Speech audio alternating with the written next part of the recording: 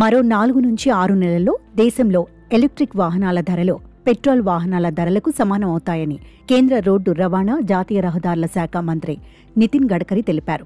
శిలాజ ఇంధనాలపై ఆధారపడటం దేశానికి ఆర్థికంగా పెనుభారంగా మారుతోందని, ఏటా ఆ ఇంధనాల దిగుమతికి 22 లక్షల కోట్ల వ్యయం అవుతోందన్నారు. పర్యావరణ పరంగానూ శిలాజ ఇంధనాలు తీవ్ర సమస్యగా మారాయని, ఈ నేపథ్యంలో దేశ పురోగతికి కాలుష్యరహిత ఇంధనాల వాడకం కీలకమని గడ్కరీ పేర్కొన్నారు. వచ్చే 5 ఏళ్లలో భారత ఆటోమొబైల్ రంగాన్ని ప్రపంచంలోనే నెంబర్ 1గా మలచడం లక్ష్యమని గడ్కరీ ఉద్ఘాటించారు.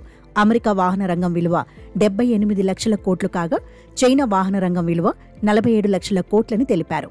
మొక్కజొన్న నుంచి ఇథనాల్ను ఉత్పత్తి చేయటం ద్వారా రైతులు సగటున 45,000 చొప్పున అదనంగా సంపాదించుకున్నారని గడ్కరీ పేర్కొన్నారు.